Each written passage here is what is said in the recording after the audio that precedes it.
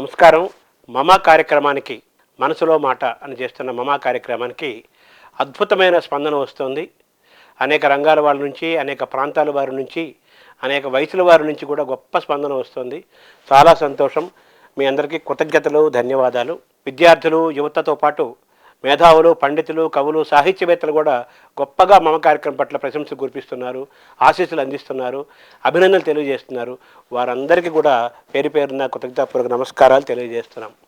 అందరికీ చెప్పలేకపోయినా చాలామంది కామెంట్స్ రూపంలో, మెసేజెస్ రూపంలో, ఫోన్ల రూపంలో గొప్పగా స్పందిస్తున్నారు, ఫోన్లు చేస్తున్నారు. వాటిలో కొందరి పేర్లు మాత్రమే నేను మనవి చేస్తాను. అందరి పేర్లు మనవి చేయాలంటే చాలా సమయం పడుతుంది, చాలా పేర్లు ఉంటాయి కాబట్టి ఒక నలుగురు పేర్లు ప్రముఖంగా చెప్తాను. మొట్టమొదటిగా మీడియా చరిత్రలోనే ఒక కార్యక్రమానికి అద్భుతంగా స్పందించి తన స్పందనని పద్య రూపంలో తెలియజేసిన ఘట్టం మొట్టమొదటిసారిగా HMTV చేపట్టిన మమా కార్యక్రమానికి అది దక్కింది. అది గొప్ప స్పందనగా మనం భావించవచ్చు.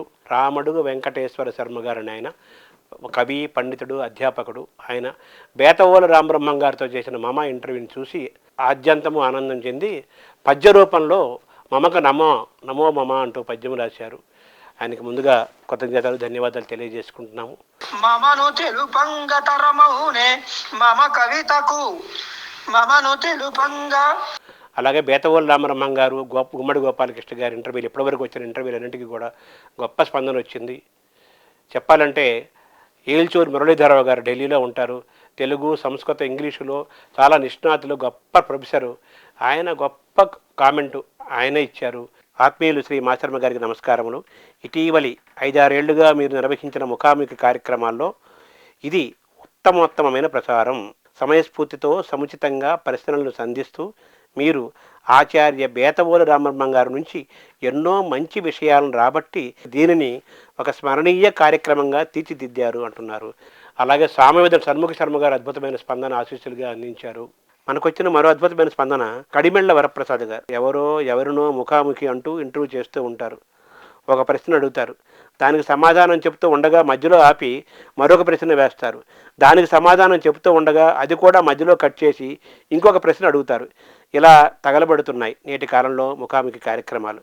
వాటికి భిన్నంగా అవతలి వారి నుండి సమగ్రంగా సమాచారాన్ని రాబట్టే విధంగా ఇంటర్వ్యూ అంటే ఇలా చేయాలి అని లోకానికి తెలియజెప్పినట్లుగా ఉంది బేతవోలు వారితో మీ ముఖాముఖి కార్యక్రమం. సమగ్ర ముఖాముఖి అని దీనికి పేరు పెట్టవచ్చునేమో. అద్భుతం. అభినందనలు, అభివందనములు కూడా మాచర్మ గారు. ఇది గురు సహస్రావధాని కడిమెళ్ల వరప్రసాద్ గారి స్పందన. రామడుగు వెంకటేశ్వర శర్మ గారు పద్యమే రాసి ఇచ్చారు. ఈనాడు కార్టూనిస్ట్ చేశారు, చాలా పెద్ద ఆయన మీడియా రంగంలో. వారు కూడా అద్భుతంగా స్పందించారు. ఈ స్ఫూర్తితోటి, మీరందరిస్తున్న స్ఫూర్తితోటి, మీరందరిస్తున్న ఆశీస్సులు, అభినందనలతోటి మమ కార్యక్రమాన్ని మరింత రసవత్తరంగా, మరింత అర్థవంతంగా, మరింత శక్తివంతంగా, మరింత రసాత్మకంగా తీర్చిదిద్దే ప్రయత్నం చేస్తాము. నమస్కారం.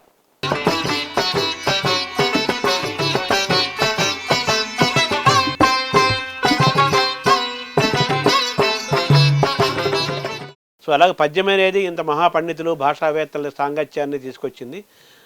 ఆ సాంగత్యం వల్ల మీలో పరిణితి పెరిగింది, మెచ్యూరిటీ పెరిగింది. ఈరోజు మీరు ఇంత బాగా మాట్లాడుతున్నారంటే, ఇంత బాగా మీ ప్రయాణం సాగుతోందంటే అదంతా పునాదులు వేసింది.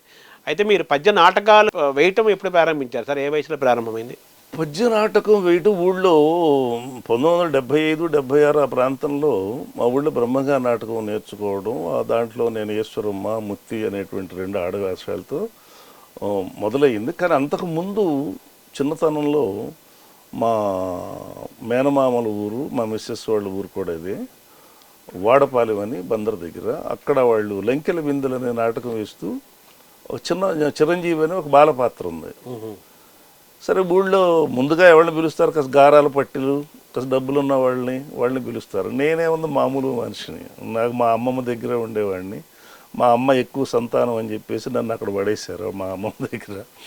మా అమ్మమ్మేమో కోప్పడేది, భయం మా అమ్మమ్మ చూస్తే. ఏదైనా ఆడుకుంటాకి వెళ్ళటానికి భయం, ఎక్కడికైనా వెళ్ళటానికి భయం, ఏం చేయటాకన్నా భయమే. బెరుకుగా ఉండేవాళ్ళం. నేనేదో వచ్చేసేసి ఏదో చెరలాట అంటే అక్కడికి వెళ్ళి వచ్చేసేసి మెల్లిగా పడుకున్నవాడిని తీసుకెళ్ళి నిన్ను మామయ్య రమ్మంటే మా పెద్దమైన మామగారు కూడా దాంట్లో వేషం వేస్తున్నారు. అయితే వెళ్ళి ఏదో ఏదో చెప్పమన్నారు, చెప్పేశా. ఆవిడ బాగున్నాడు అన్నారు, నాకు ఆ వేషం ఇచ్చారు. అంటే ఏ వయసు సుమారు అప్పుడు? 5వ క్లాస్ బహుశా, అంటే 10 ఏళ్ళు సుమారు, 10 లోపే ఉన్నాయి. నేను 3, 4 చదవాలా, నేను అప్పటికే గొప్ప మేధావిని 5వ క్లాస్ వేసేసాను. అంటే 8 ఏళ్ళు 9 ఏళ్ళు అంతే. సో అంటే ఈ నాటకం అనేది మీ మేనమామలు కూడా వేస్తున్నారంటే అక్కడి నుంచి వచ్చాయి మీకు జీన్స్? అయ్యి ఉండొచ్చు. మా మేనమామ కూడా కొంచెం పాడేవాడు. ఏం వాళ్ళు అంటే గొప్ప ఇదేం కాకపోయినా ఊళ్ళో సరదాగా వేసేవాళ్ళు. సో అది అయ్యి ఉండొచ్చు. లేకపోతే ఏం కాలేదు, మనం ఆన్సర్ లేని క్వశ్చన్స్ సార్ కాలంలో అలా అంతే. సో అలా తర్వాత నుంచి మళ్ళీ మీ పద్య నాటకాల్లోకి పాడటం, పద్య నాటకాలు వేయటం ఎలా జరిగింది సార్? పద్య నాటకం ఊళ్ళో బ్రహ్మంగా నాటకం.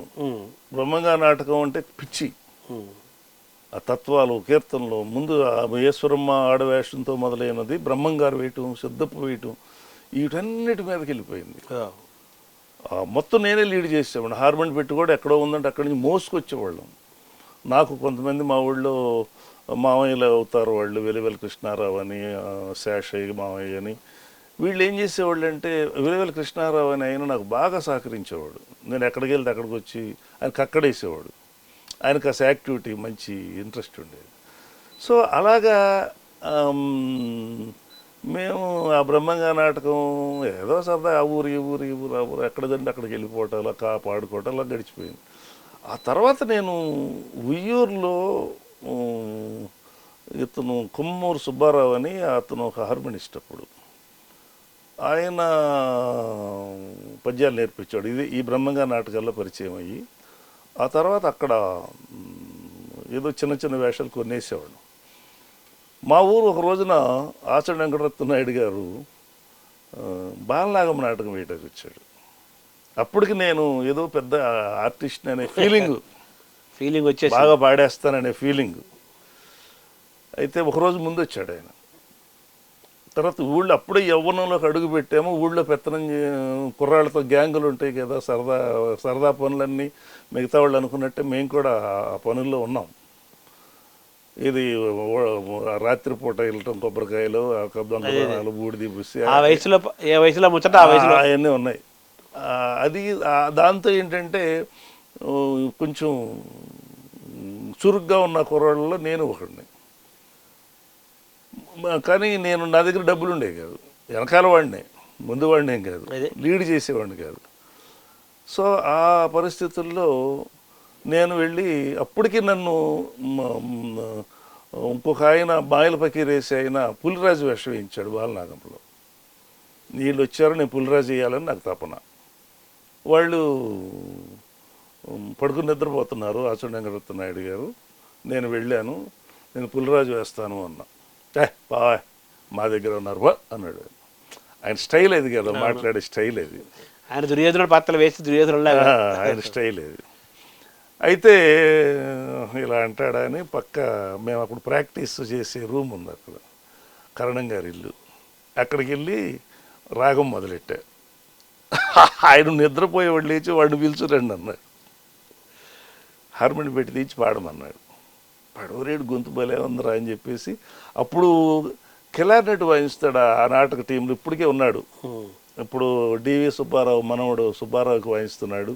అప్పుడు లక్ష్మణరావు గారికి వాయించాడు. మాచండ్ గారి కంపెనీలో ఎన్నో సంవత్సరాలు పనిచేశాడు అతను, కృష్ణ అని. ఇప్పుడైతే నా గొంతు విన్నాడు, అతను కూడా తీసి గబగబ కిలార్నెట్ వాయించడం మొదలుపెట్టాడు. Harmony plus clarinet. సరే నువ్వు వేషం వేయమన్నారు. అలాగా అయిన తర్వాత ఆయన ఊరుకోవచ్చు కదా. ఒకరోజు ఉత్తరం రాశాడు, నేను ఫలానా చోట నాటకం వేస్తున్నాను, నువ్వు అక్కడికి రా అని. వెళ్ళి అక్కడికి ఏదో ఆయన నాటకం ఆయన గోల్లో ఆయన ఉన్నాడు. సరే చూస్తే మన ఏమి పట్టించుకోరా. సో దామోదరుడి పాత్ర నువ్వు చిన్నప్పుడే ప్రపంచమంతా తెప్పేసింది. అది మన విలేజెస్ అంతే, మార్కెట్ అంటే తిరుగుతూ ఉండగా మరి భక్త శబరేణి వల్లూరు వెంకటరామయ్య గారు రాహు అనే పాత్ర వేసేవాడు.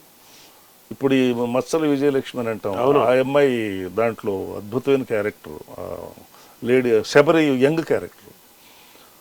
ఆ నాటకంలో నాకు శాంతి అనే వేషం ఇచ్చి ఈయన ఆంజనేయులు గారు నేర్పించాడు. ఒల్లూరు వెంకటరామయ్య గారు వచ్చి రిహార్సల్ చేసినాక నన్ను చూసి వీడు పనికిరాడు తీసేయమన్నాడు.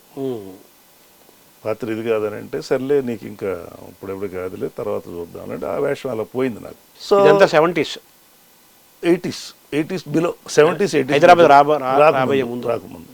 అయితే ఏం జరుగుతుంది, నేను నాటకాలు 140 160 డేస్ పూర్తయితే పర్మనెంట్ అవుద్దంట ఎలక్ట్రిసిటీ బోర్డులో ఉద్యోగం. నేను ఒక ఏడాదో 2 ఏళ్ళు చేశాను కానీ ఒక 50 రోజులు కూడా అవలా. 140 రోజులు కంటిన్యూ ఎప్పుడు అవ్వలేదు. అవలా అదే నాకు పర్మనెంట్ కాల. ఈ లోపల నా ఆరోగ్యం బాగా పాడైపోయింది, బ్రాంకటైటిస్ కూడా ఎఫెక్ట్ అయింది. సరే ఇక్కడి నుంచి ఇంటికి వెళ్ళిపోయాము. మా అమ్మ మా నాన్న మళ్ళీ నన్ను బాగు చేశారు.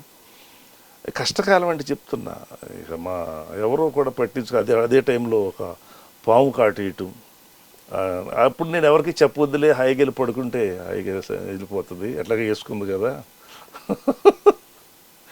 ఇక దీన్ని పట్టుకొని దీన్ని చెప్పడం ఎందుకులే అని అనుకున్నాను. కానీ మళ్ళీ ఎందుకు ఊళ్ళోకి రాగానే పొలం నుంచి రాగానే ఆ లైట్కి ఇదైపోయి అక్కడ పాపం మళ్ళీ విసిద్దని ఏదో ముందేసి ఇది పామేనని చెప్పి వాళ్ళు పసర్లు గీసర్లు ఇచ్చి మొత్తాన్ని బతికిచ్చారు, మృత్యుం చేయించారు, బతికిచ్చారు. ఇలాగా చేస్తూ ఇది ఊళ్ళో ఏదో అటు ఇటు తిరుగుతున్నాము, నాటకాలు అంటున్నాము, అటు తిరుగుతున్నాము, రూపాయి ఇన్కమ్ లేదు, పెళ్ళయింది, అవమానాలు, ఏం చేయడు, ఊళ్ళో తిరుగుతాడు. మా అమ్మేమో బాధపడుతూ ఉండేది. అయ్యా వెనకాల వాళ్ళు కూడా 7 అన్నదమ్ములు మేము, వెనకాల వాళ్ళు కూడా పెళ్ళిళ్ళు అవుతున్నాయిరా, నువ్వేం ఖాళీగా ఉన్నావు, ఎక్కడికో చాటుకెళ్ళి ఏదో ఒక పని చేసుకో, నేను నీకు తక్కువైతే నేను పంపిస్తానని మా అమ్మ అంటూ ఉండేది. నేనే అసలు హీరోయిన్ మా అమ్మతోనేవాడిని. మా ఫాదర్కి ఇవన్నీ తెలుసుగా, తండ్రి గుణాలు ఎలా ఉంటాయి, అవసరం బడబడి తిట్టేస్తారు, లేకపోతే మళ్ళీ మళ్ళీపోతారు. ఇది నడుస్తూ ఉండగా ఊళ్ళో ఎలక్షన్స్ కానివ్వండి, సాంస్కృతిక కార్యక్రమాలు కానివ్వండి, ఏదైనా చురుగ్గా ఉండేవాడిని నేను. అప్పుడు నాకు గుళ్ళపల్లి జగన్మోహన్ రావు గారు అని చౌదరీసు, నేను మరి మాకు కలిసిన వేళ ఏంటో తెలియదు. నేను కాపు కులంలో పుట్టిన, మేము ఒక అమ్మకు పుట్టినంత అనుబంధంతో ఈ రోజు వరకు ఆ ఫ్యామిలీతో లేకు. అందుకని నాకు ఈ జన్మనిచ్చింది అన్నయ్య. నన్ను గమనించాడు, ఎలక్షన్స్లో కొన్ని ఎలక్షన్స్ పనిచేశాను. ఆ తర్వాత నన్ను వాడుకోకుండా, స్వార్థం కోసం వాడుకోకుండా నన్ను హైదరాబాద్కు పంపించేశాడు. అంటే మీలో ఉన్న ఒక మంచి భవిష్యత్తు మీకు ఉండాలని. ఎస్, నువ్వు లైఫ్లో బాగుపడాలి అంటే నేను వెళ్ళనన్నా. ఎందుకు, బాగానే ఉంది కదా అంటే వాళ్ళ అమ్మగారు కూడా, కోటేశ్వరమ్మ గారు, ఆవిడ సత్యసాయి భక్తురాలు, వాళ్ళు ల్యాండ్ లార్డ్స్ మా ఊళ్ళో, మంచి కుటుంబం. సత్యసాయి బాబా గారిని మేడూరు తీసుకొచ్చిన కుటుంబం, గుళ్ళపల్లి కుటుంబం. అమ్మతో కూడా చెప్పించారు. అమ్మ ఏం చేసింది, బాబాగారు ఆవిడకి స్వయంగా ఇచ్చిన విభూతి డబ్బా ఒకటి, బాబాగారి జీవిత చరిత్ర, ఈ 2 ఇచ్చి నన్ను పంపించింది. నువ్వు వెళ్ళిపోయా, అన్నయ్య వాళ్ళు ఉద్యోగం చూపిస్తారు, మీరు బాగుపడాలని. అంతే కదా మరి. సో ఇక వచ్చేసాము. ఇంకా ఇంకొక అన్నయ్య శివరాం ప్రసాద్ గారని ఆయన తీసుకొచ్చారు. నాకు గుర్తండి, ఎందుకంటున్నానంటే ఆయనకు ఆరోగ్యం బాగోదు, అప్పటికే ఆయన పాపం నడవలేని పరిస్థితి. మనం జూబ్లీ బస్ స్టాండ్లో బస్సు దిగాం విజయవాడ నుంచి, చలికాలం. ఈనాడు వరకు మేము ఇద్దరు నడుచుకుంటూ వచ్చామండి. ఈనాడుకి ఎందుకు వచ్చారు మీరు? ఈనాడు వాళ్ళకి రిలేషన్స్ ఉన్నాయి, రామోజీరావు గారితో వాళ్ళకి రిలేషన్స్ ఉన్నాయి. అందుకని నన్ను అక్కడ పెట్టాలని వాళ్ళ ఉద్దేశం అనమాట. ఈనాడులో ఉద్యోగాల్లో పెట్టాలని అక్కడికే తీసుకొచ్చి పెట్టారన్నమాట. సో దాంతో నడుచుకుంటూ వచ్చాం. అప్పుడు కంపోజిటర్స్ అన్నీ తీసేశారంట. మనకి ఎలా వచ్చిందో చూడండి, అదే మీ అదృష్టం అలా ఉంది. సరే నేనేమన్నానంటే, అప్పుడే మా అన్నయ్య గారి మేనల్లుడు ఒక కోఆపరేటివ్ హౌసింగ్ సొసైటీలో పార్ట్నర్గా ఉన్నాడు, వెంకటేశ్వరరావు అంటే రీసెంట్గా చనిపోయాడు, దప్పులపూడి వెంకటేశ్వరరావు. అతనికి అప్పచెప్పి, నువ్వేం చేస్తావురా, ఇతన్ని చూసుకోవాలి మనం, మన తమ్ముడితో సమానం, మనకు ఇలాగని చెప్పి వెళ్ళాడు. అతను ఆ హౌసింగ్ సొసైటీలో నన్ను పెట్టుకున్నాడు. ఇక అక్కడి నుంచి మొదలు పెట్టాను. ఇక ప్రయాణం హైదరాబాద్ భాగ్యనగరం వచ్చిన తర్వాత మీకు భాగ్యం, మీ జీవితంలో భాగ్యం మొదలైంది. ఇంకా అప్పుడు 7 సంవత్సరాలు వృధా అయిపోయింది నా జీవితంలో. ఈ 7 సంవత్సరాలు వెనక్కి తీసుకురావాలని అప్పుడు మా టీము, నాదేళ్ల సుబ్బారావు గారు అని ప్రెసిడెంట్, దానికి ఆయన ఈనాడులో అకౌంట్స్ ఆఫీసర్గా చేశారు ఆ సొసైటీకి. ఇక వాళ్ళు సాయంత్రానికి వచ్చేవాళ్ళు అందరూ. ఇక సాయంత్రం కూర్చునేవాళ్ళు. ఇక మొత్తం ఏ పని అంటే ఆ పని అన్నీ నేర్చుకునే, అన్ని సిగరెట్లు తేవడం దగ్గర నుంచి, పెత్తనం చేయడం దగ్గర నుంచి అన్ని పనులు నాయే. బయట బాస్ అసలు ఏ పని నేను ఎవరు చెప్పినా నేను నో అంటూ నాకు అలవాటు లేదు, from the beginning onwards. So కానీ నన్ను అప్పుడు వాళ్ళు ఏం చేశారంటే కొన్ని ప్లాట్లు అమ్ముకోవచ్చు కదా నువ్వు, అప్పుడు నాటకాలు మళ్ళీ మొదలైంది. చెప్పాను ఈ పంచనాథం గారు ఇవి కొంచెం వేమూరు రామయ్య గారు ఐడెంటిఫై చేయాలి, ఈ ఈ దురద ఉంది వీడికి అని గమనించి నన్ను రిహార్సల్ పోనిస్తే చాలు, నేను ప్లాట్లు అమ్మటంలో కూడా దిట్టనే, అమ్మేసుకొచ్చి డబ్బులు అక్కడ పడేసేసేవాడు, నన్ను రిహార్సల్కి వెళ్ళిపోతే సార్ సాయంత్రం. మీకు కమిషన్ ఇచ్చేవాళ్ళు? అసలు అది కూడా లెక్కలేవు మాకు. గమ్మత్తు ఏంటంటే నాకేం వస్తుంది, నేనేం తీసుకోవాలి, అసలు ఈ ఆలోచన లేవు. I'm also one of the part of that group అని అనుకున్నాం. అంటే అందులో మీకు కానీ మరి ఆర్థికంగా వెసులుబాటు ఎలాగా, అది జీతంతో పాటు ఇచ్చేవాళ్ళు నెక్స్ట్? జీతం కూడా మళ్ళీ మంత్లీ ఏం వచ్చేది కాదు, ఎప్పుడో ఇస్తూ ఉండేవాళ్ళు. ఖర్చులకు వెళ్ళిపోతుండే. ఖర్చులు కూడా అప్పుడు చాలా సింపుల్గా ఉండేది లైఫ్. 300 జీతం, 80 రూపాయలు ఇంటిద్ది. మా ఆవిడ కూడా పెద్ద చదువుకున్న వ్యక్తి కాదు, పాపం లోక గోప్రభం తెలియదు. నేను బాగా పైకి వచ్చినాక కూడా ఏమి కావాలని అడగవేంటంటే ఏం కావాలి, ఉన్నాయి చాలవా అంటది. పోట్లాడతారు ఇలాగా, అది కొనలేదు ఇది కొనలేదు అని, పోట్లాడవు. అది కూడా తెలియదు. ఇప్పుడు అలా మొదలైంది. మీరు 70 ఏళ్ళ 69 నుండి 70 ఏళ్ళు ఎంటర్ అయ్యారు. ఒకసారి జీవితాంతరంగా చూసుకుంటే మీ ప్రయాణం ఎప్పుడూ మీకే ఆశ్చర్యం కనిపిస్తుంటుంది. ఆశ్చర్యమే, ఇది ఎవరికి జరగనటువంటి, అసలు నేను చూసి దగ్గరకు వెళ్ళగలనా అనేటువంటి మనుషులందరూ ఆత్మీయులయ్యారు. స్టేజీ మీద నాటకం వేయాలంటే బాలయ్య బాబు నన్ను ఎంతో ఆదరంగా చూస్తారు. మళ్ళీ వినాయక్ అంటే ఒక సొంత బిడ్డలాగా నన్ను వాళ్ళ నాన్నగారితో సమానంగా చూస్తాడు. నన్ను సినిమాల్లో పెట్టాలని పాపం అనుకుంటే రాయబారం తెద్దామంటే ఆ రాయబారానికి మీరు సినిమాల్లోకి ఎందుకు మీకు అవకాశాలు రాలేదో మీరు వద్దనుకున్నారు? అంటే 95లో నేను ఫస్ట్ అమెరికా వెళ్ళొచ్చినప్పుడు గుమ్మడి గారు అక్కినేని నాగేశ్వరరావు గారితో ఒక సన్మానం జరిగింది. అప్పుడు నాకు బందా కనకలింగేశ్వరరావు అవార్డు ఇచ్చినప్పుడు నాగేశ్వరరావు ఒక మాట అన్నాడు, నువ్వు బందా కనకలింగేశ్వరరావు అంత అయ్యావని ఇవ్వలేదయ్యా, అంత అవమానం ఇచ్చావు, నువ్వు ఇప్పుడు పద్య నాటకానికి ఆశలాగా కనపడుతున్నావయ్యా, నీ గొంతు బాగుంది, రూపం బాగుంది, నువ్వు పద్యనాటకంలో ఉంటే నువ్వు కూడా ఒక మంచి పేరున్న నటుడు అవుతావు. అదే సినిమాల్లో అనుకో మా రోజుల్లో ఉన్న వేషాలు ఇప్పుడు లేవు, నువ్వు ఏదో డైలాగులు ఏదో చెప్పి బతకొచ్చు అనుకుంటే వెళ్ళొచ్చు, కానీ నీకింత ఉన్నతి రాదు. ఇక్కడున్నావు అనుకో నీకు ఒక ప్లేస్ వస్తుందనే నమ్మకం, ప్రత్యేకమైన గౌరవం ఉంటుంది, నువ్వు ఒక ప్రత్యేకమైన నటుడిగా నువ్వు ఎదగలవనే నమ్మకం మాకుంది అని ఇద్దరు కూడా చెప్పారు. గొప్ప సలహా కదా అది. దాని మీద నేనేమన్నాను, నన్ను ఎవరన్నా వచ్చి అడిగితే వేషం వేస్తానండి సినిమా టీవీ, లేకపోతే నేను వెళ్ళి వేషాలు అడగనండి అని. సో అందుకని నేను ఎక్కడ స్టూడియో అలా సినిమాలకు వెళ్ళకుండా తప్పించుకున్నారు. తప్పించుకోవటం ఏం కాదు, మనకు యోగం లేదు. తప్పించుకోవడం అంటే నేను కొన్ని సినిమాలు చేశాను సార్, అవి నడవలేదు అంటే మనకు యోగం లేదు. నాటకం వేసినప్పుడే బ్రహ్మాండంగా హిట్ అవుతున్నాయి, సినిమాలు అడుగు పెట్టామా అది నడవట్లేదు. అన్నీ మన మంచికే అనుకోవాలి, అన్నీ మన మంచికి. సార్ తర్వాత చివరిలో ఒక ప్రశ్న మీకు. ఇప్పుడు చింతామణి నాటకాన్ని గత ప్రభుత్వం రద్దు చేసింది. మీరు మరి చింతామణి నాటకం అంటే అది మీకు చాలా ఒక పెద్ద ప్రభావాన్ని చూపించింది కదా మీ జీవితంలో, గొప్ప నాటకం కదా. ఆ నాటకాన్ని గత ప్రభుత్వం రద్దు చేసింది. ఇప్పుడు మీరు ప్రముఖంగా మీరున్నారు, చంద్రబాబు గుడి బాగా దగ్గర ఆత్మీయుల దగ్గరగా ఉండే వ్యక్తి. మళ్ళీ చింతామణి నాటకం ఆంధ్రప్రదేశ్లో మళ్ళీ ఆ రద్దు చేసి మళ్ళీ నాటకం ప్రదర్శించే అవకాశాలు వరకు మీరు కృషి చేస్తున్నారండి. దాన్ని ఆపలా అంటే గవర్నమెంట్ కోర్టు ఇచ్చింది కదా, గవర్నమెంట్ జీవో ఇచ్చింది. జనరల్గా జీవో ఇచ్చారు, ఆ జీవో ఏకవాక్యం జీవో, అది వ్యాలిడిటీ కాదని చెప్పి తెలుసు. నేను ఆర్యవైశ్య సంఘాలను రిక్వెస్ట్ చేసింది ఏంటంటే వాళ్ళు నిజంగా కడుపు మీద కొట్టే జాతి కాదు అది. అవును, ఎందుకంటున్నానంటే వాళ్ళు సమాజ శ్రేయస్సు కూడా గుప్తదాతలు కదా, వాళ్ళు గుప్తదాతలే, వాళ్ళు లేనిది ఏమీ జరగదు. నేను అంతకుముందు కూడా టీవీలో ఒకసారి మన టీవీలో కూడా మాట్లాడాను నేను, వాళ్ళు చాలా అప్రిషియేట్ చేశారు నన్ను. కానీ ఏం జరుగుతుందంటే ఈ క్యారెక్టర్ వచ్చి అది మరి వాళ్ళు ఎందుకు అలా తయారయ్యారో కూడా ఆన్సర్ దొరకదు. అంటే ఇప్పుడు నేను వాళ్ళు చేస్తున్న తప్పని వాళ్ళకే తెలుసు. సుబ్బిశెట్టి పాత్ర ముఖ్యంగా ఇంకొకళ్ళని కించపరిచే అధికారం మనకు లేదనేటువంటి యొక్క ఆలోచన లేకుండా, ఒరిజినల్గా కాళ్ళకొన్నారావు గారు రాసింది వేరు, ఈ ప్రదర్శనలో రకరకాల మార్పులు. దాన్ని కాళ్ళకూరు గారు కొంచెం అడ్వాన్స్ వెళ్ళిపోయాడండి. కోమటి బిడ్డ కోసినా నిజం చెప్పడు, ఇలాంటి డైలాగులు రాశాడు ఆయన. అందులో ఉన్నాయి కొన్ని, తామరమే దొరికి నీళ్ళు కోసుకున్నట్టుంది, ఇవన్నీ రాశాడు. ఆ కాలం పరిస్థితులు రాశాడు. కాకపోతే ఏంటంటే అది ఒక వ్యక్తిత్వ హననం కిందే వస్తుంది.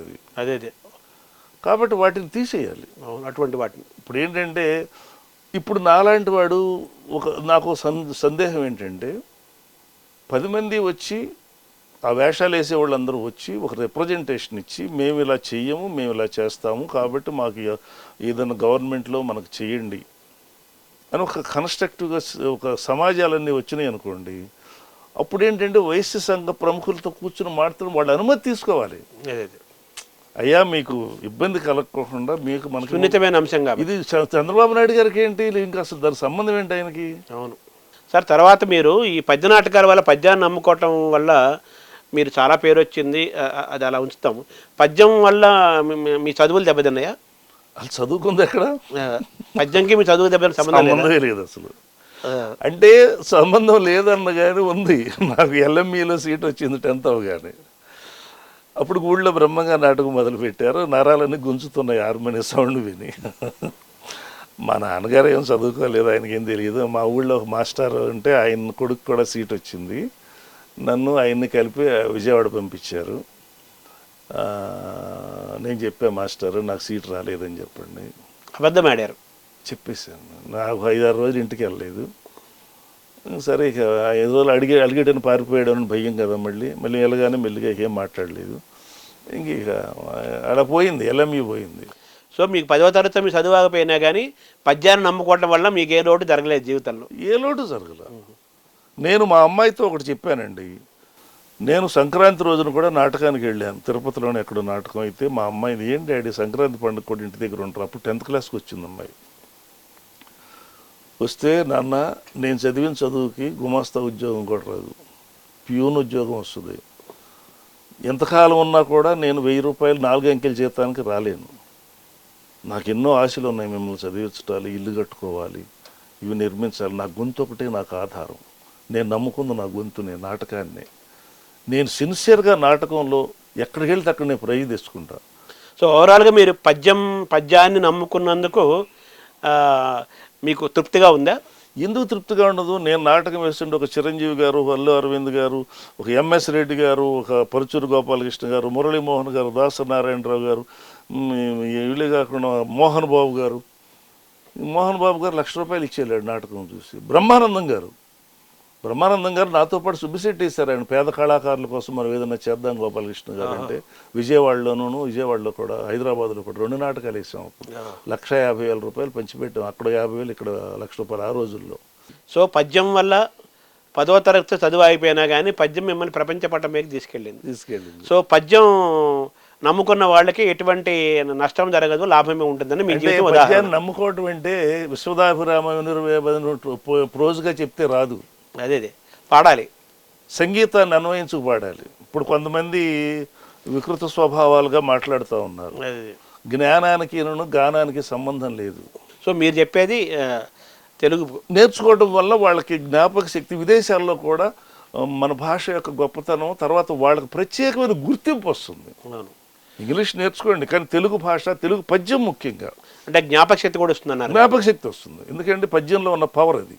ఇప్పుడు మీకు కూడా కొన్ని వేల పద్యాలు, 100 పద్యాలు. ఇప్పుడు నేను కొన్ని కచేరీలు చేస్తూ ఉంటా, ఏ నాటకంలో పద్యం ఉంటే చెప్పేస్తా, వెంటనే చెప్తా. మెమరీలో ఉన్నాయి అవన్నీ. మళ్ళీ చదవను కూడా చదవను. సో పద్యం జ్ఞాపక శక్తినిది, ఆనందాన్ని, ఆరోగ్యాన్ని ఎన్నింటినీ ఇస్తుంది. కాబట్టి ఆ పద్యానికి పిల్లల దగ్గర అవ్వాలి, తల్లిదండ్రులు కూడా ఆ విధంగా ముందుకు సాగాలి, నేర్పించాలి. అది. నమస్కారం సార్. నమస్కారం సార్. Thank you. చాలా సంతోషం.